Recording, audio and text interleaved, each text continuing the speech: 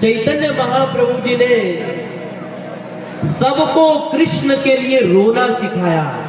सब लोग ध्यान से सुनिए, चैतन्य महाप्रभु जी ने सबको कृष्ण के लिए रोना सिखाया। दुनिया में लोग घर परिवार संसार मकान दुकान के लिए तो सब रोते हैं, पर भगवान के लिए कौन रोता है?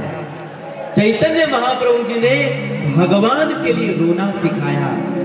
देखिए, राम कथा हमें जीना सिखाती है, भागवत कथा हमें मरना सिखाती है, परंतु चैतन्य महाप्रभु का गाथा जो है हम सबको कृष्ण के प्रेम में रोना सिखाती है। महाप्रभु जी ने कृष्ण के लिए कैसे रोना चाहिए ये सिखाया। महाप्रभु जी को भगवान कृष्ण से इतना प्रेम था कि जब वो भागवत पढ़ने के लिए बैठते तो उनके आंखों से इतने आंसू गिरते कि पूरा भागवत का पन्ना भीग जाता था, भागवत पढ़ नहीं पाते थे। जब जगन्नाथपुरी में जगन्नाथ जी की रथ यात्रा निकलती तो महाप्रभु जगन्नाथ जी के रथ के सामने ऐसे भाव विभोर होकर के रोते कि उनके आंखों से पिचकारी के जैसा आंसू निकलता, सामने वाले लोग भीग जाते।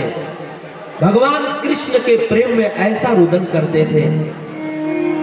महाप्रभु जी जब जगन्नाथ जी का दर्शन करने जाते पुरी के मंदिर में तो गरुड़ स्तंभ के पास खड़े होकर के जगन्नाथ जी का दर्शन करते। वहां पे दर्शन करते करते महाप्रभु जी इतने भाव विवल हो जाते, उनके आंखों से इतना आंसू गिरता कि गरुड़ स्तंभ के पास जो खड्डा था वो पूरा उनके आंसुओं से भर जाता था। भक्त लोग महाप्रभु के आंखों से निकले हुए प्रेम बिंदु जल को पान किया करते थे। इतना महाप्रभु जी रोया करते थे भगवान के लिए। जब महाप्रभु जी ठाकुर जी की सेवा करने के लिए बैठते तो इतना आंसू गिरता कि पूरा उनका वस्त्र ही भीग जाता था। तो वस्त्र धोने जाते, फिर आते भगवान की सेवा करने, फिर वस्त्र भीग जाता था, फिर धोने जाते, फिर आते, फिर वस्त्र भीग जाता था। इस तरह से भगवान की पूजा करने जाते पर आंसुओं से पूरा शरीर भीग जाता और वस्त्र धोते धोते सुबह से लेकर दोपहर हो जाता, पर महाप्रभु जी कृष्ण की पूजा भी नहीं कर पाते थे।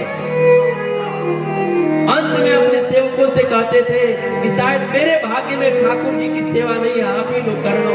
मेरे आंख से इतने आंसू गिर रहे कि मैं ठाकुर जी की देख नहीं पा रहा हूँ, मैं उनकी सेवा नहीं कर पा रहा हूँ, मेरे भाग्य नहीं, आप लोग कर लो। कृष्ण के प्रेम में इतना रोया महाप्रभु जी ने कि जब रात को सोते थे तो उनका तकिया बिस्तर गीला हो जाता।